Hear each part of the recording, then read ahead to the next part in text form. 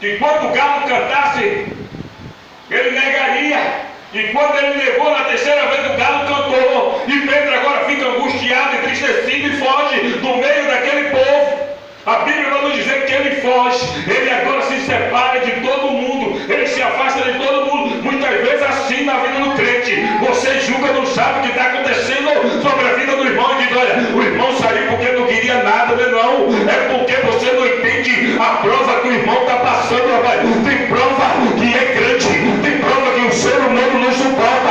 Como pregador, você vai aceitar Satanás tocar sobre a vida da tua família e ficar ali do mesmo jeito, você clamando todo dia para Deus livrar a tua casa, livrar a tua família? Não, você não vai entender. A mesma coisa com Pedro.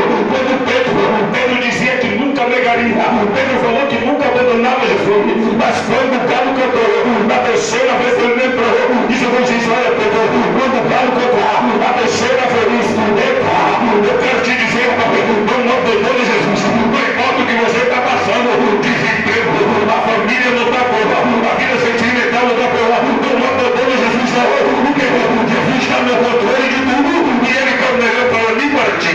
Glória a Deus, aleluia, aleluia, glória a Deus. Jesus agora está na mão de Pilato, agora ia ser julgado. Ele não tinha nenhum pecado, nenhuma acusação. Estava ali como ovelha no matador. Ele ficou calado. Estava sendo julgado. Estava sendo torturado, humilhado. Mas ele estava calado. Muitas vezes Deus permite o crente ir para humilhação. Ser pisado, ser caluniado, ser defamado. Mas o próprio Jesus permite para quê, pregador? Porque no meio da humilhação que Jesus vai amar a crente, é no meio da humilhação que Deus está preparando o banquete no meio do deserto, é no meio da humilhação. Aleluia, meu Deus! Glória a Deus! Ele está sendo julgado e bota Barrabás e Jesus. E aqueles homens começam a gritar agora. Os fariseus estão lá embaixo, alguns estudiosos da lei, os sacerdotes daquela época, e eles gritavam em altas vozes: solta Barrabás e crucifica a Cristo. Ele poderia se justificar, ele poderia se defender, mas ele ficou calado como ovelha no matador, porque ele sabia que tinha de acontecer se cumprir as profecias de Isaías. Mas o que mais me chamou a atenção, que quando soltaram Barrabás e crucificaram Jesus e levaram para o monte, que ele fosse crucificado junto com dois ladrões, a Bíblia vai nos dizer que Pedro ele estava de longe. Pedro ainda estava angustiado e entristecido. Mas o que mais me chamou a atenção, que quando Jesus foi morto, eles pediram o corpo dele e levaram para sepultar. A Bíblia vai nos dizer que os próprios discípulos e alguns daqueles seguidores pediram o corpo dele para sepultar e leva. E chega lá naquela caverna, bota o corpo dele e fecha com a grande pedra.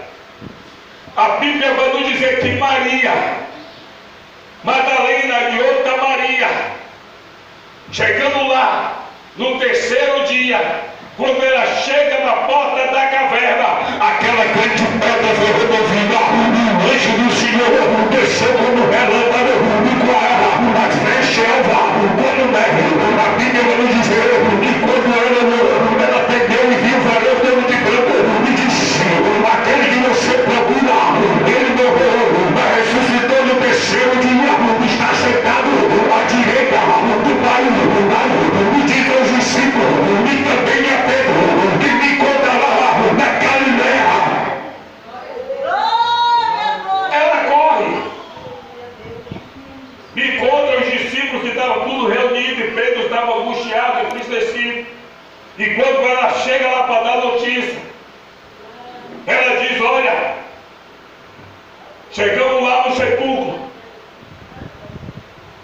para ver o corpo do mestre, ele não estava lá, e um anjo apareceu e disse: olha, ele vive. E disse: vai e diz aos discípulos que eu estou sentado à direita do Pai.